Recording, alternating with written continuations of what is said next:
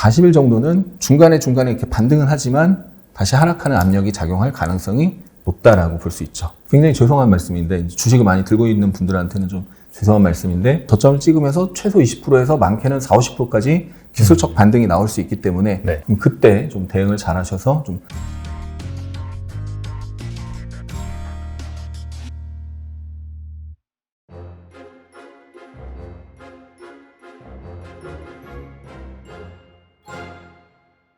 네, 하승훈 대표님 모셨습니다. 안녕하세요. 네, 안녕하세요. 네, 잘 지내셨습니까? 네, 잘 지내셨죠? 네. 네. 그때 나와서 말씀해 주셨는데 네. 그대로 정말 좀 되고 있을 것 같거든요. 제가 봤을 네. 때는.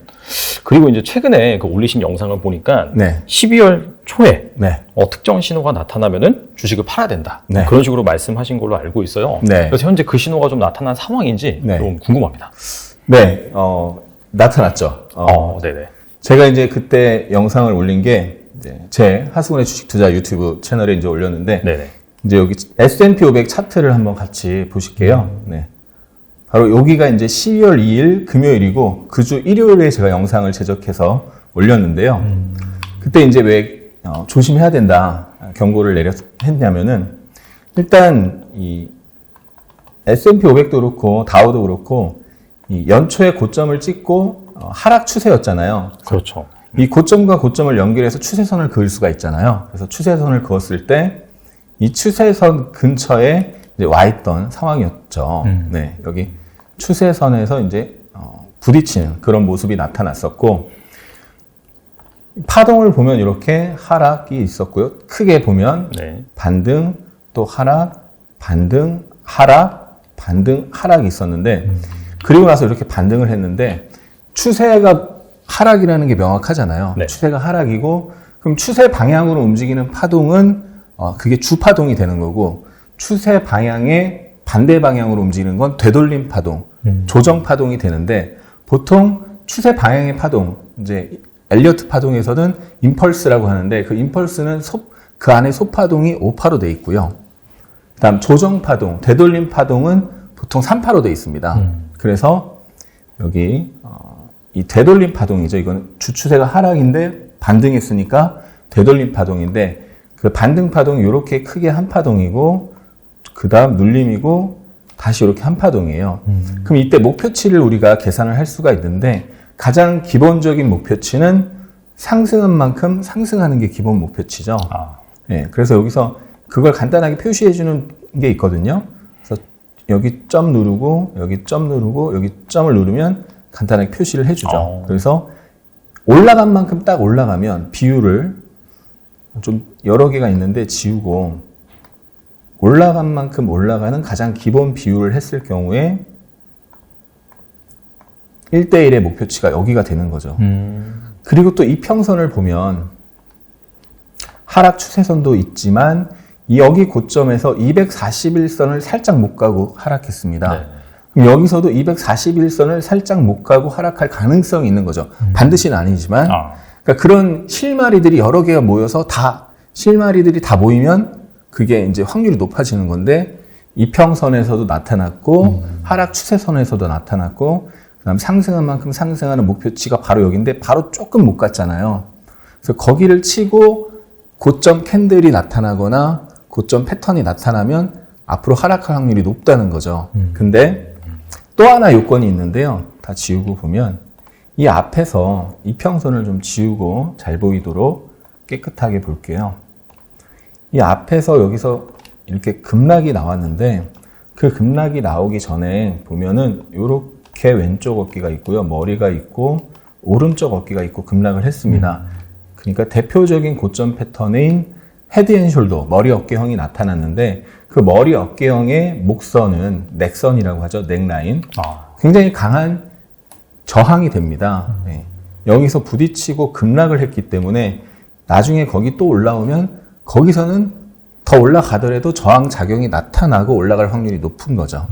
근데 거기를 살짝 못 찍은 거예요. 그러니까 하락 추세선, 241선, 상승 N자의 기본 목표치, 넥선을 살짝 못 찍은 상태에서 부딪히는 모습이 일단은 나왔던 거죠. 그래서 거기서 쌍봉이 나오거나 어떤 고점 패턴이 나오면 이제는 반등이 끝나고 하락할 가능성이 높다라고 봤던 건데요. 마지막으로 하나만 더 추가하면은 네. 우리가 이제 보통 차트 분석을 할 때 가격 분석을 주로 하잖아요. 근데 그렇죠. 시간 분석도 할 수가 있습니다. 주기 분석이라고 하는데 여기서 저점 찍고 올라갈 때 대략 42일, 저점에서 고점까지 42일이었고요. 그 42일째 되는 날이 정확히 10월 13일 바닥이었고 그러면 또 42일째 되는 날 조심할 필요가 있는 거죠. 그런데 마침 이 43일째 되는 날 12월 13일 날 뭐가 있었냐면 미국 소비자 물가지수 CPI 발표 있었잖아요.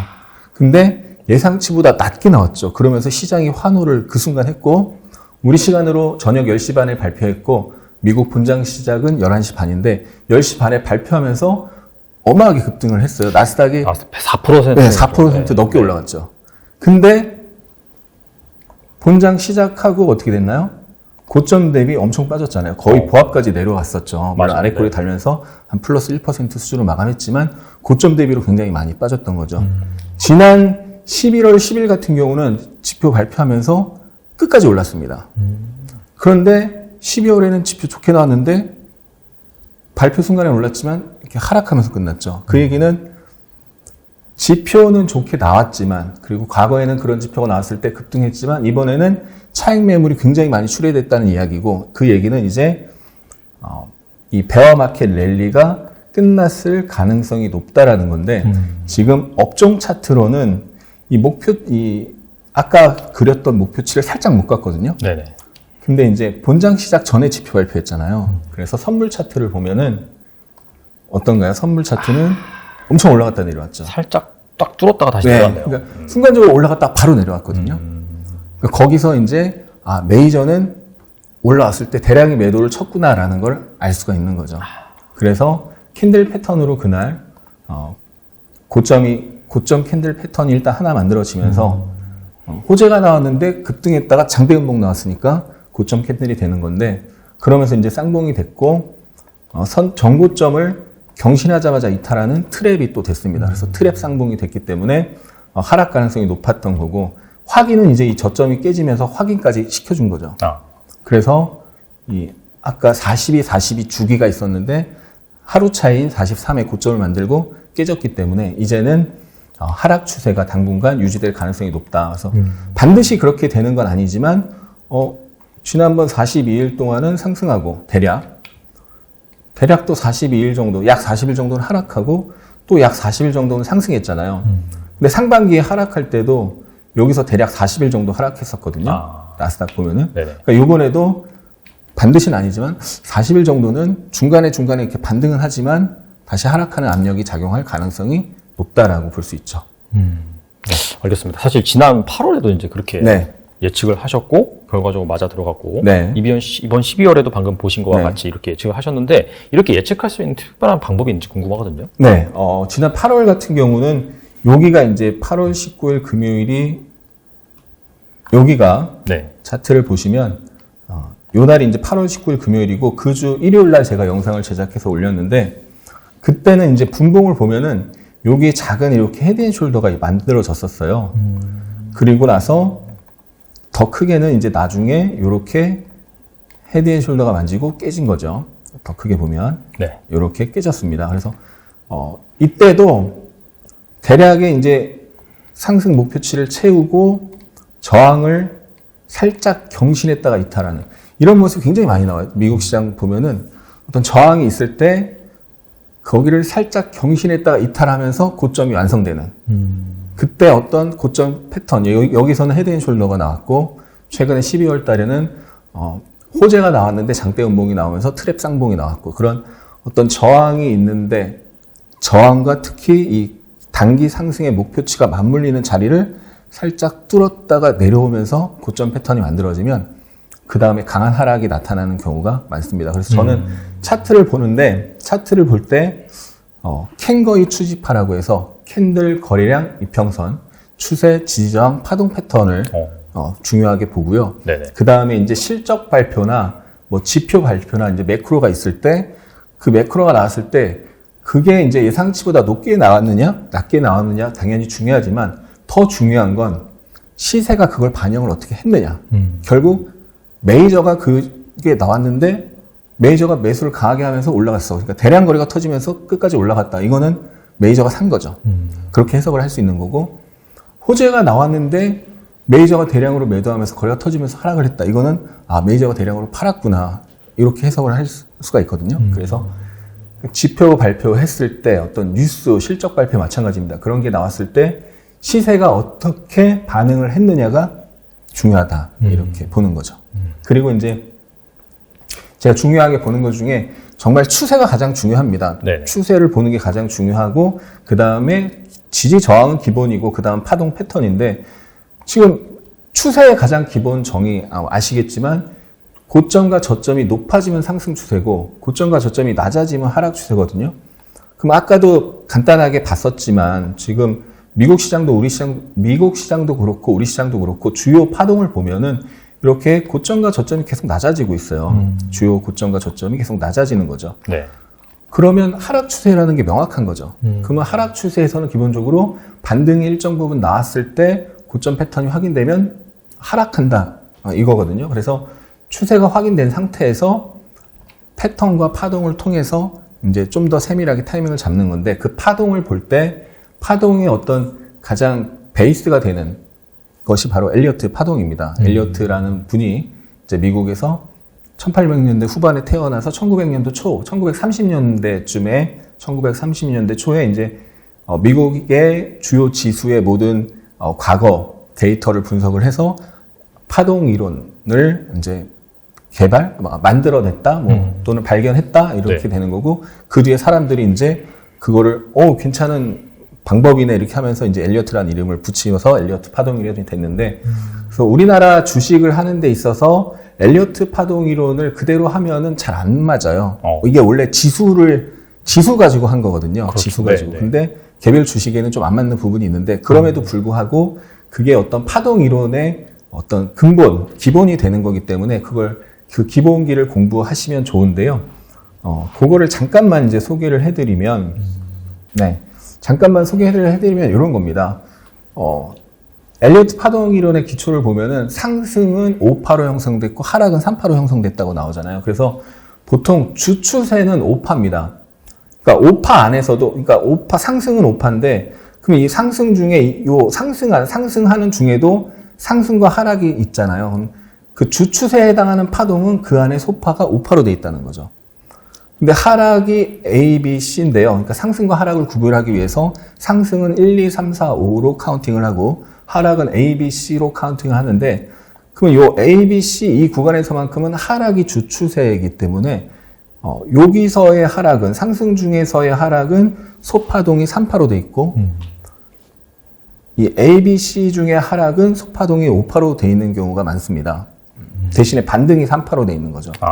그래서 다시 미국 시장이나 우리 시장이나 반등이 나왔을 때 그 안에 3파가 명확하게 나오면 나올수록 3파 후반부를 확인하고 이제는 거의 다 왔구나라는 걸 조금 공부하시면 분명히 아실 수가 있습니다. 이번에도 명확하게 그렇게 아까도 간단하게 설명을 드렸지만 명확하게 상승, 조정, 상승이 나와서 상승한 만큼 상승하고 이 저항에 부딪히면서 이제 단기 급락이 세게 나왔던 거거든요. 그래서 이 파동 이론을 좀 공부를 하시면은 단기 고점을 잡는다던가 단기 저점을 잡는다던가 할 때 도움이 많이 됩니다. 여기서 궁금해지는 거는 일단은 그 지금 쌍봉을 형성을 하고 그 엘리어트 파동 관점에서 지금 딱 맞고 이제 다시 하락하는 재차하락하는 그런 부분인데 그렇다면 이제 투자자 입장에서는 물론 이제 뭐 그때 팔았으면 좋긴 하겠지만 못 파신 분들이 또 많을 거라고 생각을 하고 어디까지 열어둬야 되느냐 그 부분이 또 궁금할 수 있었잖아요. 그래서 대표님이 보시기에는 어디까지 일단 기본적으로 열어놔야 될지. 그럼 S&P 500 기준으로 이제 설명을 드리면요. S&P 500 기준으로 설명을 드리는 이유는 미국의 대표 지수가 3대 지수잖아요. 다우 지수는 구성 종목이 30개라서 좀 편향되어 있는 미국 시장 전체를 대변하기보다는 초우량 종목 30개이기 때문에 약간 편향되어 있고, 나스닥은 기술주 위주이기 때문에 좀 기술주에 약간 편향되어 있고, 그래서 미국 시장을 가장 잘 대변하는 게 S&P 500이고, 나스닥이 좋을 때는 다우가 좀 덜 올라가면서 S&P 500이 그 중간인 경우가 많고, 상승할 때도 하락할 때도 보통 S&P 500이 중간인 경우가 많잖아요. 그래서 유튜브 댓글에 왜 S&P 500으로 하느냐 이렇게 질문이 있어서 그 부분을 간단하게 설명드린 거고요. 네네. 그래서 S&P 500으로 보면 주봉 차트를 볼게요. 일단 큰 그림을 보면은 크게 제가 왜 계속 하락을 이제 반등 시마다 매도를 해야 된다라고 이제 올해 들어서 계속 얘기했는데 그 이유는 일단 추세가 명확하게 이제 고점과 저점이 낮아지는 게 만들어졌을 뿐더러 네. 요 이제 크게 하락 한 파동이 있고요. 반등, 크게 하락 한 파동, 반등, 하락 한 파동 나왔죠. 네. 그러니까 명확한 오파가 나왔습니다. 명확한 오파가 나왔다는 건 이게 상승 중의 조정 파동이 아니고 하락의 파동이라는 거죠. 하락의 충격 파동이라는 겁니다. 그러니까 상승 중에 상승에 대한 조정 파동이 아니고 하락 추세를 만드는 하락의 충격 파동이 하나 나온 겁니다. 그리고 그 하락의 충격 파동에 대한 반등 파동이 여기가 A, B, C 형태로 나온 거고요. 그 다음 다시 하락을 시작하는 겁니다. 그래서 크게 보면은 크게 하나의 하락이고요. 하나의 반등이고 크게 하나의 하락입니다. 그래서 A, B, C로 똑같이 아까 했던 것처럼 목표치를 계산하면 이 고점과 이 저점이 있고요. 이게 크게 하락 한 파동이고 네. 이게 반등 한 파동이죠. 그러면 하락한 만큼 하락하면 대략 3150이 나오는데 그래서 이 안에 소파동이 오파가 있는 거고요. 이렇게 오파가 있고 그 다음에 이제 소파동이 하락, 반등, 하락, 반등, 하락 이런 식으로 오파가 나올 가능성이 있는 겁니다. 근데 왜 이번에도 그렇게 나올 확률이 높냐면 올라갈 때 명확히 3파로 올라갔죠. 근데 그 앞에 떨어질 때는 명확히 5파로 떨어졌어요. 하락, 반등, 하락, 반등, 하락.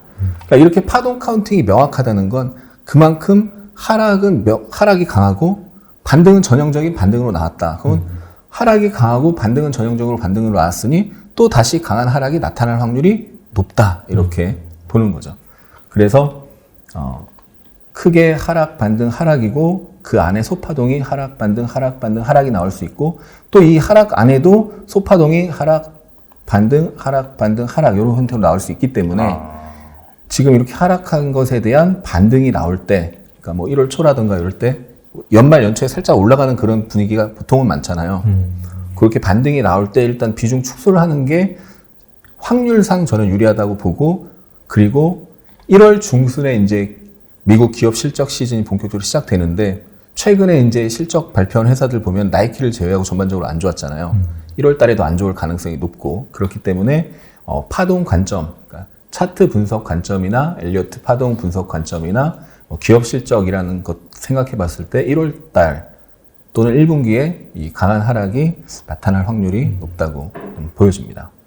나스닥 같은 경우는 더 안 좋은 게 뭐냐면 이 하락에 대한 반등이 더 약했어요. 그렇죠. 네. 맞아요. 약했어요. 네. S&P 500은 한 요 정도 올라갔는데 요 정도 올라갔습니다.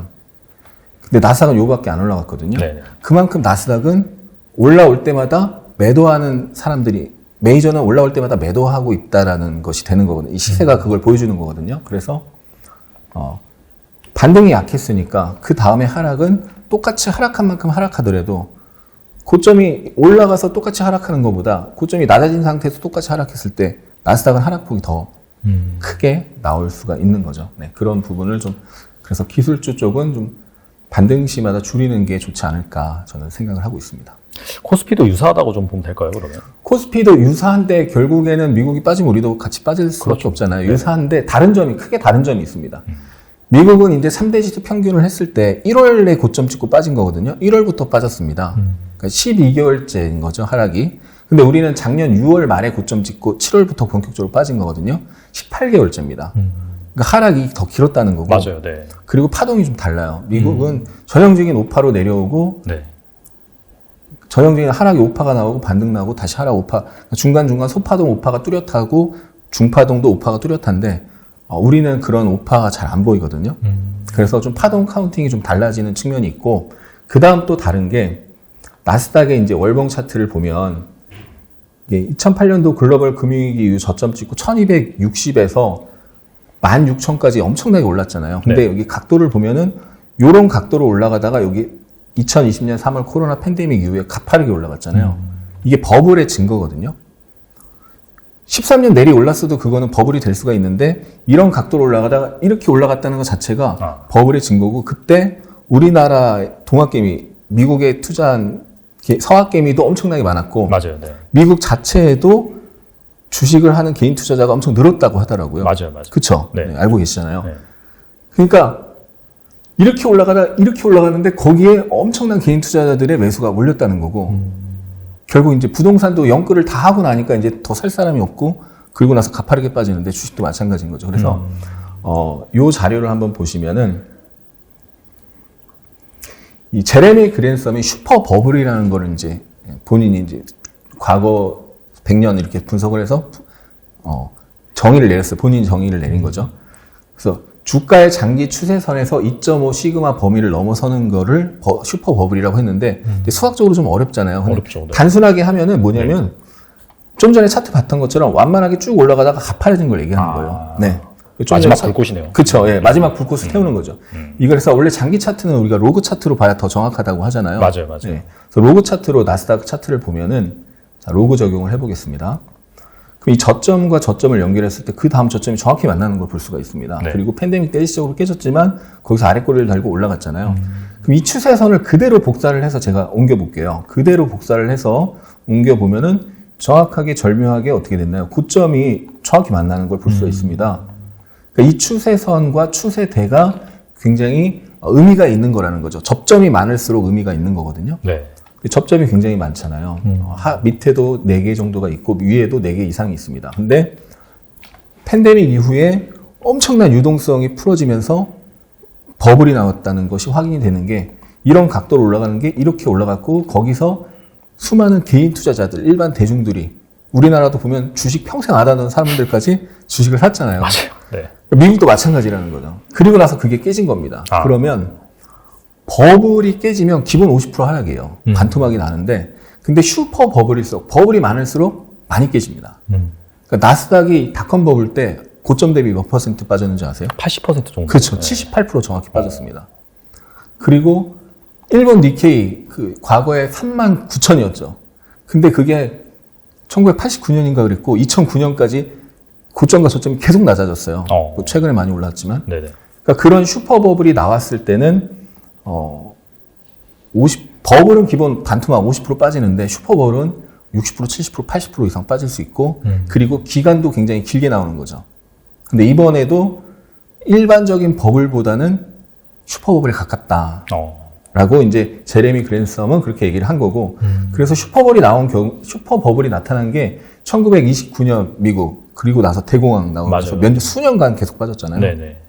그 다음에 1989년 일본 그리고 나서 2009년까지 고점과 저점이 계속 낮아졌고 그다음 2000년 미국 닷컴 버블 때 거의 한 3년 가까이 하락을 했습니다. 중간에 근데 반등이 30%, 40%, 50% 기술적 반등이 그렇게 나오면서 3년 가까이 빠졌고 이번에도 그런 게 나타나서 그래서 일단 16,000이 고점인데 반토막이면 8,000이잖아요. 그렇죠. 근데 좀 굉장히 죄송한 말씀인데 주식을 많이 들고 있는 분들한테는 좀 죄송한 말씀인데 그래서 7,000은 8,000이 반토막인데 로그를 풀고 볼게요. 네. 8,000이 반토막인데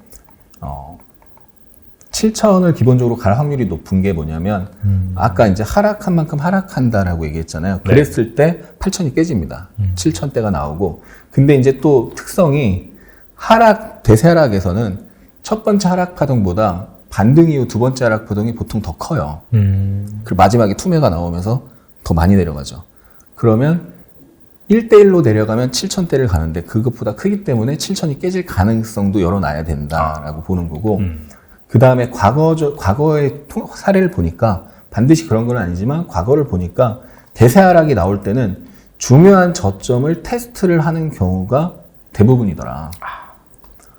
그래서 하락한 만큼만 하락하면 대략 뭐 한 7,500 정도 될 텐데 보통은 첫 번째 하락보다 두 번째 하락이 더 세고 그 다음에 대세 하락 때는 중요한 저점을 살짝이라도 깨면서 투자자들을 멘붕에 빠지는 거죠. 투매를 유발시키고 막 결국 메이저는 투매를 유발시키고 싼 값에 사는 경우가 많잖아요. 그렇죠. 네. 그런 경우가 나올 가능성을 열어놓고 대비해야 된다는 거죠. 무조건 그렇게 된다는 건 아니지만 최악의 상황도 열어놓고 계속 이 추세가 바뀌는지 중간에 혹시 흐름이 바뀌는지를 계속 추적을 해야 되겠죠.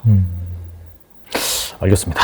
마무리하긴 한데, 네. 그래도 아까 말씀하신 것처럼 주식이 한 방향으로 계속 가지는 않고 그렇죠. 중간중간에 이게 반등이 나오고 그렇죠. 하락이 나오고 하니까 네. 아까 말씀하신 것처럼 약간 연초에 기대감이 막 몰렸을 때 네. 너무 비중이 많다라고 하시는 분들 같은 경우에는 그때를 활용해서 좀 줄이시는 게 좋겠고 이게 100% 이렇게 되는 건 아닙니다. 그렇죠. 그렇죠. 그리고 아까도 말씀드렸지만 잠깐 차트를 보여드리면 닷컴 버블 때 2000년 3월부터 2002년 10월까지 한 2년 7개월 정도인가 계속 하락을 했는데 저점이 계속 낮아졌는데 고점과 저점이 계속 낮아진 거죠. 근데 네. 중간중간에 반등이 30% 40%짜리 반등이 많이 나왔어요. 단기 저점에서 반등이 수개월간. 그래서 반등이 한 2달 이상 반등이 나왔을 때는 좀 조심하시고 그리고 반등이 끝나고 다시 하락이 좀 쭉 나오고 나면 단기적으로 저점을 찍으면서 최소 20%에서 많게는 40, 50%까지 기술적 반등이 나올 수 있기 때문에 네. 내년에 1분기에 만약에 많이 빠진다. 그러면 한 30% 정도의 반등은 나올 확률이 높다고 봅니다. 그럼 그때 좀 대응을 잘 하셔서 좀 현금이 있는 분들은 수익을 내고 네. 현금이 없는 분들은 반등을 기다려서 좀 주식을 줄이고 그렇게 하는 게 좋지 않을까 싶어요. 알겠습니다. 시장이 다시 뜨거워지면 차가운 마음을 갖고 좀 이렇게 적극적으로 여러분 대응하시고 반대로 너무 차가워지면은 그때 약간 좀 다시 저점에서 물을 탄다든지 그렇죠. 네. 반대로 하셔야 돼요. 그렇죠? 네, 그래야지 맞습니다. 살아남습니다. 네. 잘 기억하시면 좋겠고.